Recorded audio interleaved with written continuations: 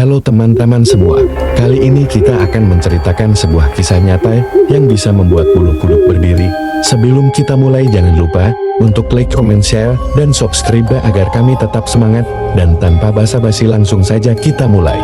Awal cerita ini dimulai ketika salah satu tetanggaku meninggal dunia, kita panggil saja Pak B. Pak B ini dikenal sebagai orang yang suka mabuk dan judi. Bahkan aku pernah mendengar dia sering sekali pergi ke tempat hiburan malam. Kelakuannya yang tidak baik seperti itu juga didukung dengan kekayaannya. Dia memiliki harta sebanyak itu pun juga hasil dari perbuatannya yang tidak baik. Dengan cara dia meminjamkan uang dengan bunga yang sangat tinggi saat dia meninggal. Semua warga tidak ada yang mau datang ke rumahnya. Tetapi saat melihat istrinya menangis meminta tolong, dan salah satu kiai menyarankan untuk menolong atas nama sesama muslim. Akhirnya para tetangga bersedia untuk menolong. Aku yang saat itu masih remaja, diajak ayah. Kegemparan terjadi saat akan membungkus jenazah Pak B. Kain kafan yang sedianya ingin membungkus tubuh Pak B tidak mampu untuk menutupi seluruh tubuhnya. Akhirnya mereka membeli lagi kain kafan yang lebih lebar, tetapi masih saja tetap tidak muat. Setelah 3 kalinya tidak muat juga. Saat itu, hidungku sudah mulai mencium bau tidak sedap dari tubuh Pak B. Akhirnya salah satu dari pelayat menyarankan agar kain kafan warna putih itu diganti menjadi warna hitam. Entah ide gila dari mana. Tetapi ide itu pun berhasil. Tubuh Pak B bisa dibungkus dengan kain kafan warna hitam itu dengan sangat mudah.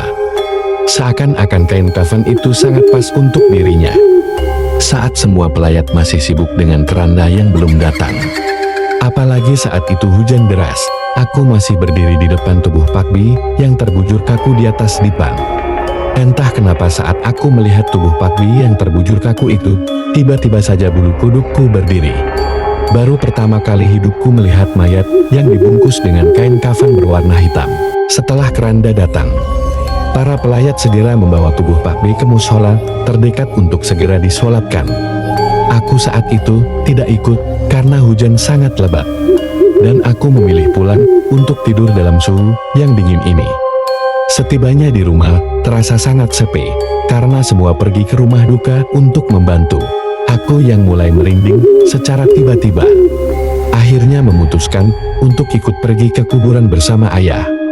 Beruntung saat aku kembali lagi ke mushola, iringan pelayat sudah siap untuk berangkat. Aku yang melihat ke depan, melihat keranda yang membawa Pak B diangkat oleh 10 orang yang berusaha keras untuk berjalan, seakan-akan mereka mengangkat beban yang sangat berat. Di tengah perjalanan banyak dari mereka yang membawa keranda itu untuk meminta kepada pelayat lain untuk menggantikan mereka. Saat sudah tiba di kuburan, sesuatu yang mengejutkan terjadi. Ternyata kuburan Pak B belum selesai. Menurut penggali kuburan yang berjumlah 5 orang itu, mereka kesulitan untuk menggali dikarenakan tekstur tanahnya keras sekali. Walaupun hujan saat itu turun dengan sangat deras sekali, 6 cangkul sudah jadi korban, dan sudah 3 lokasi berbeda sudah digali. Namun, hanya bisa menggali dan kedalaman setengah meter saja. Akhirnya kiai yang memimpin rombongan meminta semua untuk berdoa sebentar. Setelah itu menyuruh untuk menggali lagi. Tidak lama kemudian satu kuburan sudah siap. Meski tidak terlalu dalam, namun cukup untuk mengubur jenazah. Masalah lain pun muncul.